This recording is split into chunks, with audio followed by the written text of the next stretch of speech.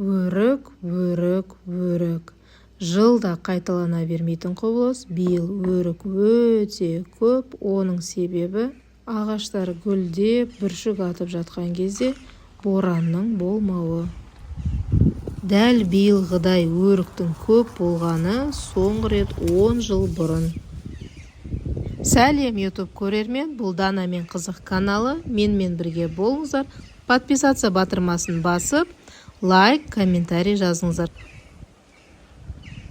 4 минут уақытыңызды бөлсеңіз, осы видеода сіздерге өріктің пайдасы, одан шырын жасау, компот жабу және тосап қайнатуды көрсетемін. Каналымда тез әрі оңай рецепттермен бөлісіп отырамын.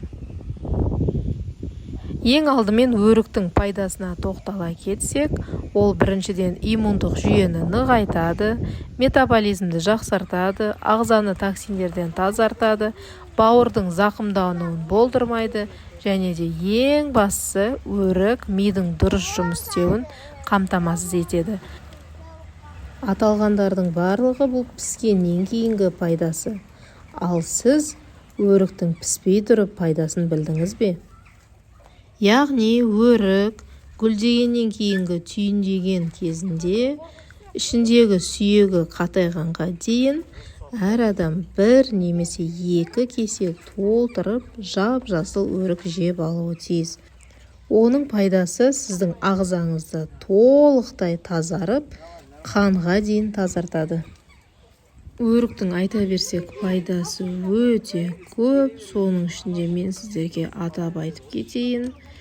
Сүйектерді жетілдіреді, тістердің беріктігін арттырады, бүйректе тастыруының алдын алады, рактың алдын алады, жүректі қуаттандырады, стрессті азайтады, құрамдағы С витамині суықтаудың алдын алады делінген.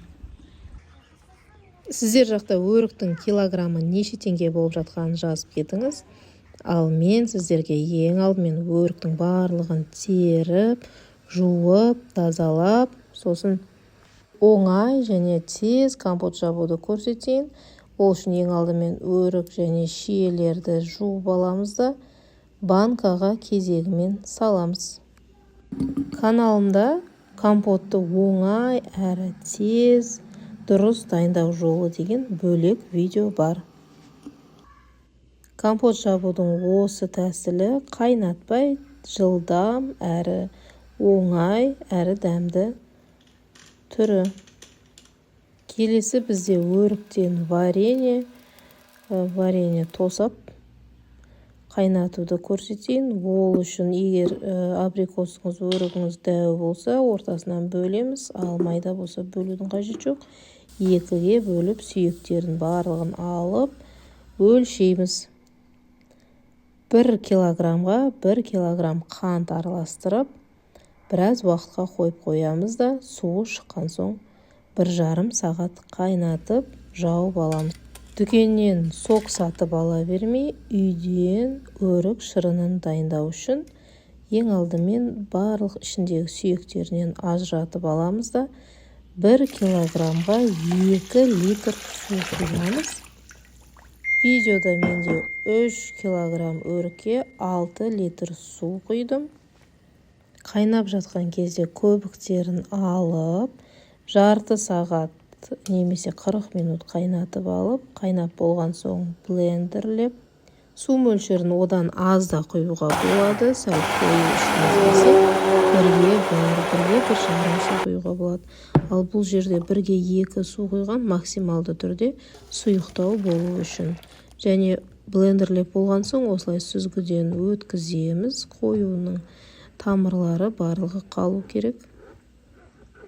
Алынған шырынға қант қосамыз. Қант қосқан кезде 3 литр шырынға 250 грамм қант.